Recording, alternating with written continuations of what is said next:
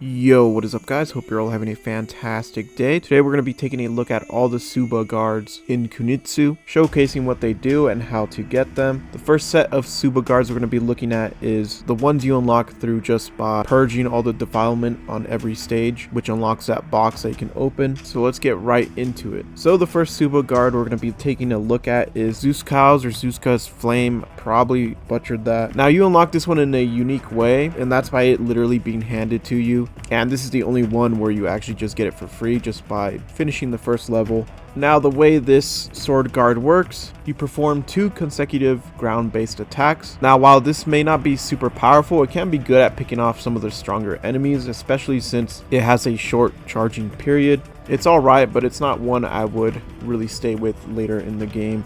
Now let's move on to the next sword guard, which is Rikugo's Vigor, and this is more of a support one. So this one is meant to basically buff up your villagers for a short period of time. It increases their attack power and movement speed. Now you have to be within range as it creates a small little circle, so you do have to be a bit strategic with this one, and it only lasts for a period of time until it wears off and you gotta do it again. Although the recharge period for this sword guard, I would say, doesn't take too long, but it's also not too short, so I'd say it's more of like a medium recharge speed. Now the way you unlock this one is on the second stage, which is Kakashi Grove, and this is a 2-part stage where there's 2 different areas. However, you unlock the sword guard on the first area by, of course, purging all the defilement in that area. Let's move on to the next sword guard, which is Tenko's Wings, and this one is really interesting. I personally did not really use this one. I feel like it's not that good, but the way this sword guard works is you jump up with great force and teleport to Yushiro. When you take off,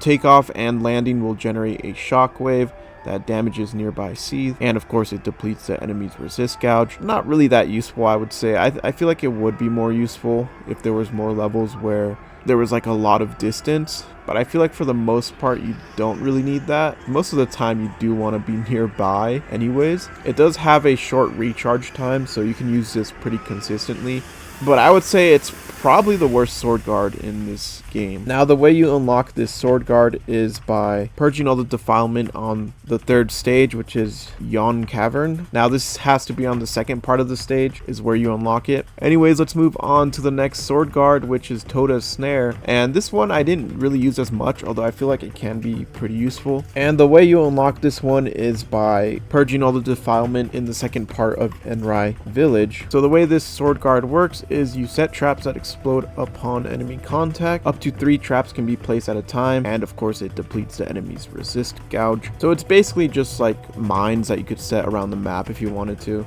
And this one I would say recharges pretty quickly. This is another sword guard I didn't really use, although I could see this one being more useful than the other sword guard, which is Tenka's Wings or something like that. I think it's definitely more useful than that one, but it's definitely one of the lower tier ones that I wouldn't really recommend using. On to the next sword guard, we got Taijo's Favor, and this is another support guard, and the way this one works is that it shrouds all villagers in a holy aura that reduces damage and prevent knockback for a period of time. And this I think is definitely probably the best support guard, or even just one of the better sword guards that you can get, because preventing the knockback is really huge for this game for villagers, because all the time they're always getting knocked back when they get overwhelmed and stuff, and when they don't get knocked back they can continuously do damage. Of course they still do take damage. Now what's really cool about this one is that you do not have to be within range of the villagers, and this does it to every single villager, so you can be really far away and use this, and it applies it to all the villagers no matter where you are, whether you're close to them or quite a distance away. It does not matter, making it even one of the more better sword guards. Now the way you unlock this sword guard is on the Mogi Ridge stage, on the 2nd part of the stage, by of course purging all the defilement in that part of the stage. And yeah, I think it's definitely well worth it. So with that being said, let's move on to the next sword guard, which is Gembus Might. Now the way you get this one is by purging all the defilement in the 2nd part of the burial ground stage. And so the way this sword guard works is you thrust So's sword into the ground to create fissures in the earth, attacking a large area. However, it does not affect flying enemies, and of course it does deplete the enemy's resist gouge. So another ground-based sword guard, although this one has more of an area of attack. And yeah, I think this one can be pretty useful. This one does have a pretty long recharge period though, I would say. It's more of like a crowd control sword guard, so I think it could be really useful.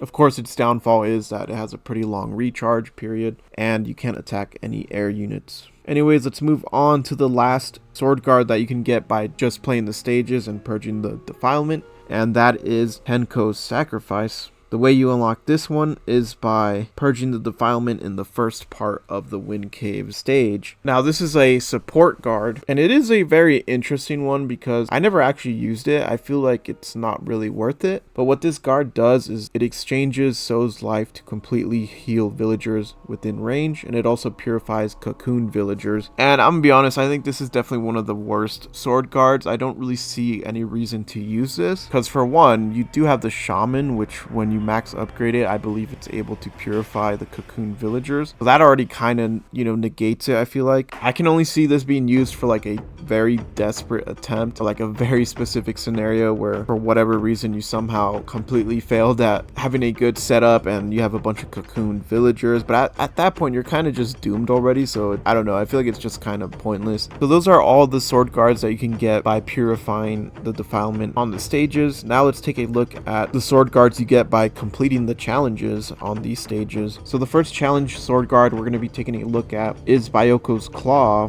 and the way you unlock this one is by dispelling the enchantments on 10 enhanced seed simultaneously, so at the same time, and you have to do this on a Dasho village, and this one can be a bit tough. So the way this sword guard works is it performs a swift ferocious forward slash. It's very powerful but has a long charging period, and of course it depletes the enemy's resist gouge. So yeah, it does have a very long recharge period. I think the range is a bit limited, so you still want to get pretty up close. It's really great for fighting bosses, but not only that, I mean, it looks really cool. You like thrust forward and it's like the claws of like a tiger or something. With that being said, let's move on to the next sword guard, which I'm gonna absolutely butcher this name as well. And the way you get this sword guard, which is called Kaijin Spectre, is in Karataki village, I think is how you pronounce it. And so the challenge for this sword guard is by not letting Yushiro take any damage, and this stage is pretty brutal. I would say it's definitely one of the more harder ones, so it can be pretty difficult, especially if you're doing it first time around. If you're doing it second time around, where you spawn in with just all the villagers at the start, then it's a lot easier. But yeah, this one can be pretty difficult, but I do think this is definitely one of the best sword guards that you can get. So what this Kaijin Spectre sword guard does is it divides So's spirit to create a specter that mimics their movements for a period of time. The specter cannot be damaged or knocked back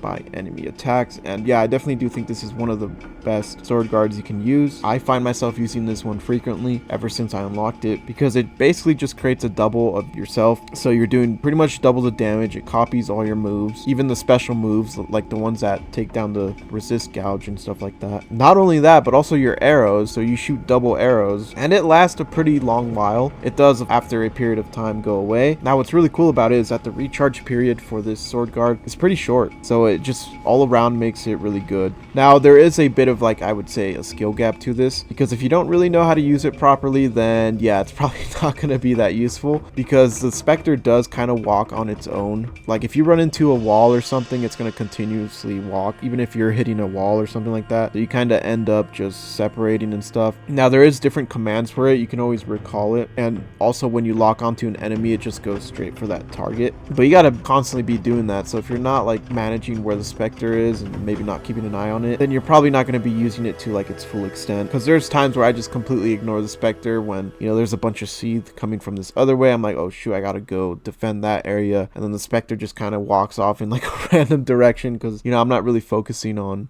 where it is and stuff like that. So now let's move on to the final sword guard that you can get from challenges, and that is the Taion's Lightning, which I think is probably the best sword guard that you can get. Now the way you get this is by defeating 15 seed using So's punishing strike skill on the stage Yamuso Lounging. Now this is the very last stage in the game, because I don't really count the Golden Shrine level as a stage, because that's more of like a boss gauntlet. So I consider this pretty much the last stage, and yeah, this one can be pretty difficult. But the best way to really complete this is by just using sword guards that deplete the resist gouge, or even using the bow that has the resist gouge arrows and stuff like that. So the way the Taion's Lightning Sword Guard works is you charge So's blade with spiritual power that damages enemies in the vicinity before unleashing a devastating shockwave forward, and of course depletes the enemy's resist gouge. So if there's some seeds that are nearby you, when you're doing like the first attack, it does end up killing them. But once you charge up that sword, you basically just shoot out like a giant slash of lightning forward and pretty much instant kills everything. So I think this is definitely the strongest sword guard. It does also kill the air seed, so definitely really useful. The downside of it is, of course, it has a really large recharge time, but I think it's still worth it regardless. Now, there is times where you could mess up the aim and the slash kind of goes off to the side. It's happened to me before. You can't really exactly aim it, kind of hard to do that. So sometimes it will go off to the side. So you definitely gotta be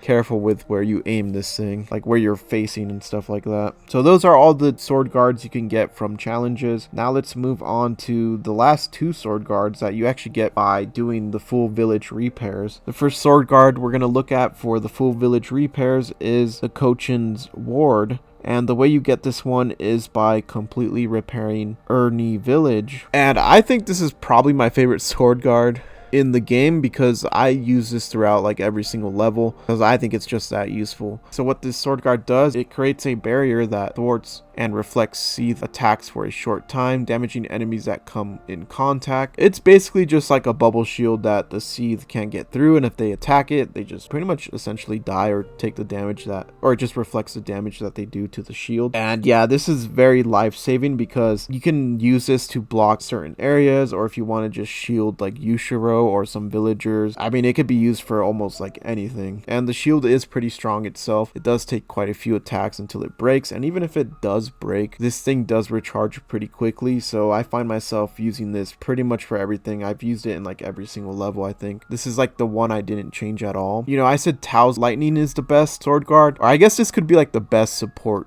sword guard, and then the Tao's Lightning is the best attack sword guard because this is more of a support guard, but it is really useful. It is definitely worth it. It even blocks off the toxic pools, so like if there's a toxic pool and you don't have a priest to like purify it or whatever, you could just slap this thing down. Or even if there's like artillery, like there's some artillery seed, it also like blocks off that, which can be really useful as well. Anyways, let's move on to the last sword guard that you can get from repairing villages, and that is the Sayu's Gale, something like that. I don't know how you pronounce that, but anyways, you get this sword guard by completely repairing Hamukera's shrine. And so the way this sword guard works is you thrust So's sword towards the sky, create a whirlwind attacking a large area above, and of course it depletes the enemy's resist gouge. So this is a completely air focused sword guard that just pretty much annihilates anything in the air, and the charge up on this is about like average, I'd say. It's pretty funny though, because while this is meant for the air seed, you can actually use it on like the bigger targets as well. It also damages them since they're like tall enough, so it could also be used for that. But yeah, there's not much I can say about this one. I think it's pretty average. I don't think it's like that good, but it's not bad either. Anyways, that wraps up all the sword guards that you can get in Kunitsu. Let me know which one you guys think is the best one. I definitely think it's either the Spectre or the Taion's Lightning or the Bubble Shield. I think those three are honestly the best ones you can use. But if you enjoyed this video and want to see more stuff like this, consider subscribing and liking the video as it shows your support, and I'll see you guys on the next one. Peace.